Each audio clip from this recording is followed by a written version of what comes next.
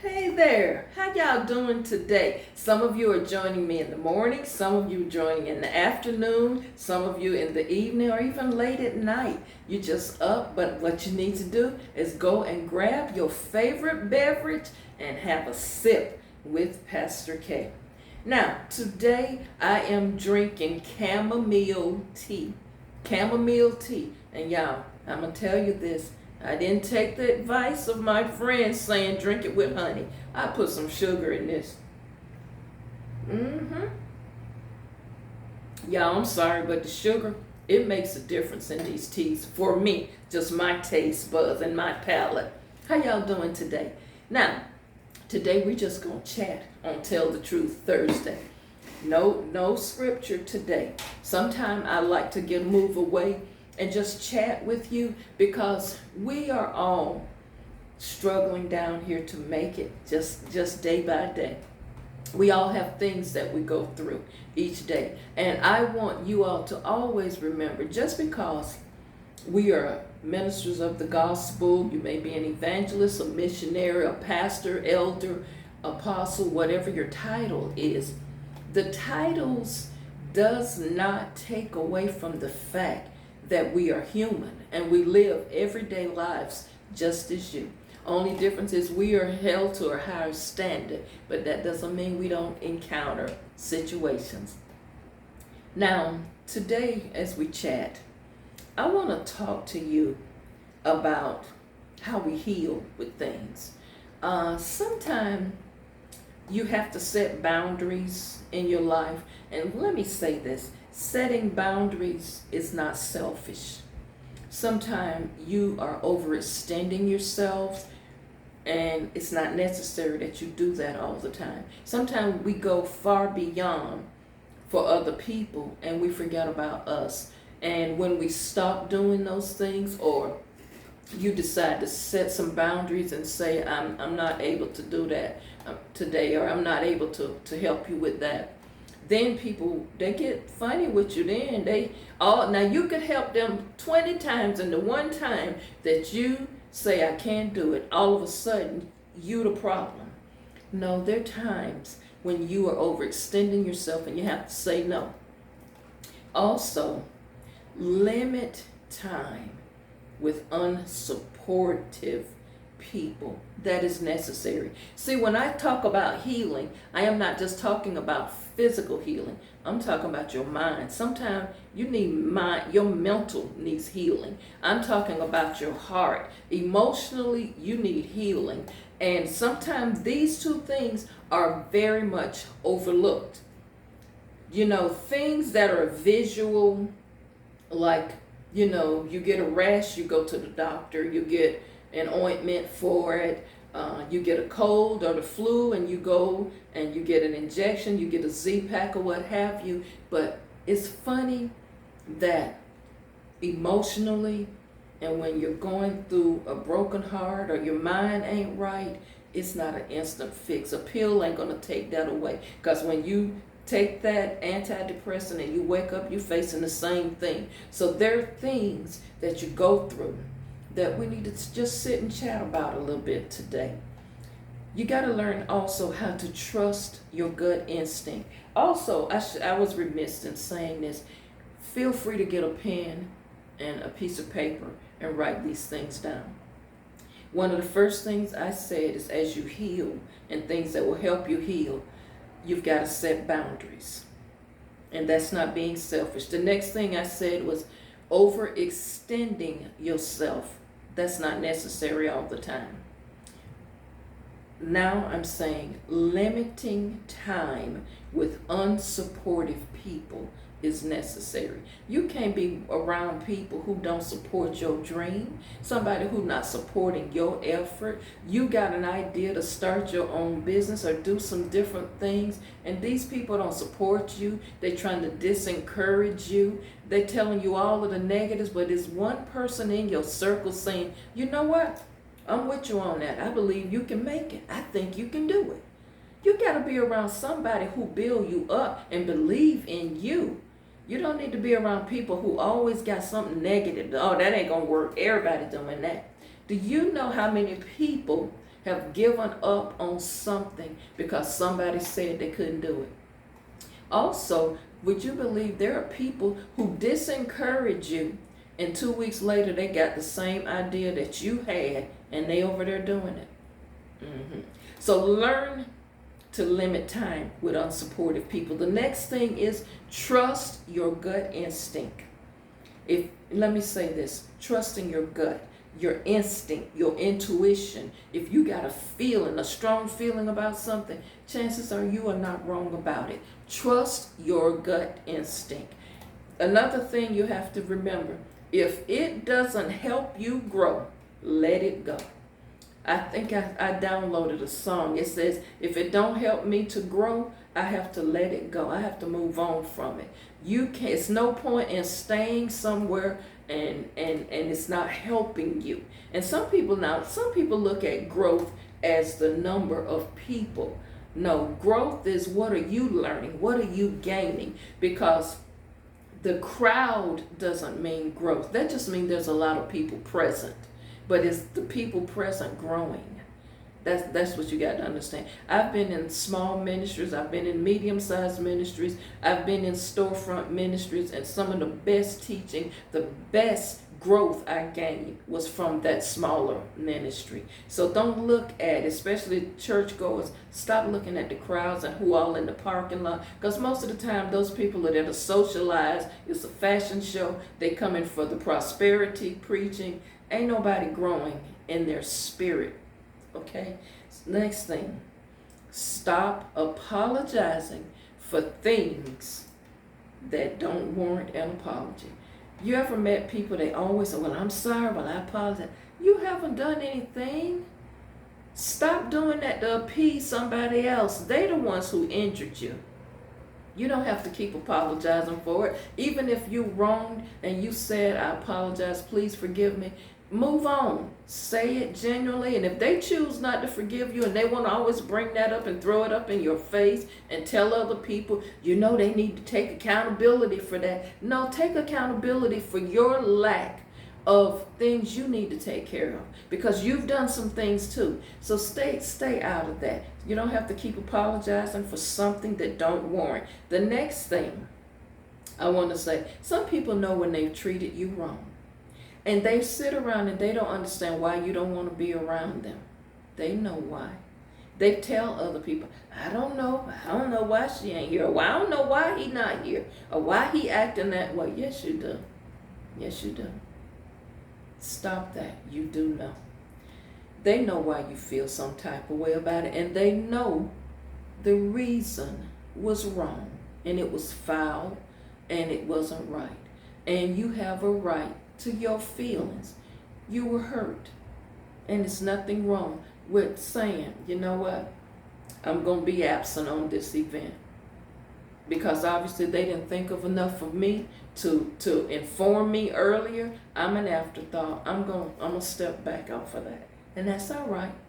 That don't mean you don't love them and you don't care. It just means right now I'm in an emotional place and I'm in a mental headspace where if I say anything, it might go left, because you don't know. I might not be able to control what come out, because all of it might come out then. And then you really won't have nothing to do with me anymore. And I just don't want that. So that's all right. Another thing is, it's time that you choose yourself. It's time you choose yourself. You put everybody first. You put everybody's needs first. You have sacrificed for people. Now it's your time. Put yourself first. Put yourself first. Love you. If you're not doing it, you think some of these other people gonna do it? As someone told me something, one of my neighbors, and he says a lot of funny things, but yet it's a lot of truth in it, because two things can be true at the same time. And he says to me, Nick, you ever thought about that after you gone, dead and gone, you ever thought about showing, what it would be like if you just could see your repast? And he says, man, I was thinking about that. I went to a buddy of mine's funeral the other day, and he says, 38 years old, gone. He said prostrate took him out. And he says, I was there and everybody was drinking, dancing, celebrating, having a good time. And he said, now I know Billy would not like this. He would be wondering, did anybody cry about me? So he was saying, you know what? We all got to go that path of leaving this earth. But he said, it would feel good to know that somebody shed a tear or two over you. And I thought about that. And then he said, but you know what? They just pick up and go on with life as nothing, like you never was there. And he said to me, that's why I choose myself now. Was a time that I would stop doing whatever I was doing for anybody. And he said, then I started saying no. And he said, you know what? My ulcers cleared up. He said, I had a skin rash all the time, going back and forth to the dermatologist, getting all these creams and ointments, when all I had to do was just drop some people out of my life and my skin cleared up. So what I'm saying is choose yourself sometime. Regain your peace. Stop wasting your time. Stop giving away your energy. Close the door with grace. Write that down. Close the door with grace. No arguments, no confrontations, no anger. Just close the door. No more giving access. Let me say this about giving access. You know how some people have access to you? You don't hear from them for months at a time, and then they want to pick up the phone and go, well, where you been, stranger? The same place you've been. I ain't heard nothing from you. If I was on your mind, you didn't know how to pick the phone up. I've gotten tired of reaching out to you all the time. So you've got to stop giving people access who are temporary people or who only just sniff around once in a while to test the energy and to see how you're going to respond to them. Just don't give them access to you anymore. Now, stop opening your heart up to people who've shown you multiple times who they are. Everybody quotes Dr. Maya Angelou's quote, when people show you who they are, believe them the first time, because that's who they really are. Leopards don't change their stripes. What you've seen in their behavior and their character, that's really who they are. They may try to hide it, but once they show you who they are multiple times, when you gonna get enough? That's the question. When you gonna get tired of that? You gotta know when to say enough of this. Next thing, without actions, words mean nothing. A person's word means nothing. You ever had the people, well, I was thinking about you, you was on my mind, and I really care about you. You care so much about me. I've told you several times, I'm going through something, I'm struggling right now, I need help. But not once have you made an appearance to my home to make sure I'm good, to bring a Happy Meal by, a honey bun, and some spice ham or some bologna. You care so much about me that I've heard a lady say that. She said, Pastor, you know what, I got several little male friends since my husband passed, and I told them, all of them know, my car need a starter, need a little work done on it. Not one of them jokers been over here to even lift the hood up to see about nothing. She says, so how they care about me? She said, they just wasting my time talking. I don't even pick up my phone no more. I say, well, Mama, that's how you feel. Now this is an older lady talking. I listen to older women because I just feast off of their wisdom, because wisdom is something you just can't buy. So remember that. A person can tell you this, and especially ladies, these men can tell you they care about you and all of this stuff. But if they don't never come over there to show you they care, they don't come to see, oh, I sent my yard man over there. I got my car. He driving up there in his truck and getting his lawnmower off that truck, cutting your grass, and he know you a single woman or you a widow woman or what have you, and he's not trying to help you, but he say he love you. Something ain't about. That's you wasting your time, girl. Don't do that no more. Move on to somebody else. Pay somebody to come get you a yard man. Oh, I see you got your yard cut. I just come by to check on you. No, you come to see if you've been replaced, and you have. Think about that. Also, don't invite yourself to events that you were not invited to. My grandmother used to always say, baby, don't invite yourself and insert yourself in something nobody thought enough of you to invite you to in advance. If you're an afterthought, just decline the invite. Also, she says, this is another one my grandmother always says, baby, you don't have to ever be a part of anything that causes you stress, or if you feel uncomfortable there, take your leave. And once you get there, the atmosphere is different, or just don't even go, so you won't be stressing and worrying about this and having your feelings hurt over it. So these are just some things I was thinking about, and I wanted to share with you because there are a lot of emails that come in, and some of the things I address with the people one-on-one, but a lot of things I like to share with you during these little chats I have with you on some Thursdays, because some of the things you might feel, other people might feel the same thing. So I just like to share these things with you. Another thing, stop excusing people's bad behavior and love on yourself. And remember, you're resilient.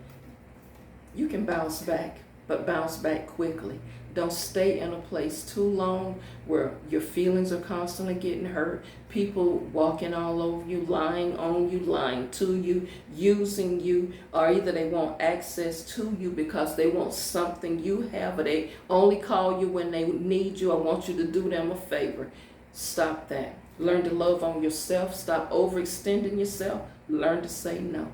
And you know what? You love God all along anyway. And you still a Christian, and you still know the Most High. But there are times when you got to set boundaries, and people like to walk over you and tell you this, well, I thought you was a Christian, you supposed to love everybody and help everybody. Not to the extent where I'm being put in a bad position. Emotions and my health is at risk because I've continued to let you use me and hurt me time and time again. Now it's time I'm going to put myself first. So think about that from this little chat today. Get yourself focused and start prioritizing your peace. And that's not being selfish, because you're going to put yourself first and love on yourself. Y'all be well, be blessed, have an awesome weekend, and don't forget, comment, hit in the right in the comments section, I choose me. I choose me. I love myself. I'm worth better. I deserve better. I choose me. And then even when you pray, Lord, help me to choose myself more. Lord, help me to love myself enough to walk away from junk. Lord, help me. Help me, Lord, to say no. Lord, help me, because I'm saying yes. I'm overextending myself and I'm hurt because when it's my time to be celebrated, they're not there for me. When it's my birthday, no cards, not even a phone call. They see just a little GIF they think is enough. Not even a personal phone call, not even a personal visit, not a flower, not a box of candy, not a gift card, but yet you have been doing all of this. Say, Lord, help me to say no. Lord, help me to start choosing me. I deserve more. I'm tired of being hurt. I'm tired of being let down. I'm tired when it's my day to be celebrated. Where are the people? Where are the people? But you love me. Where are you? Where are the people who supposedly care when I need you the most? When I ain't know you need nothing. Choose you.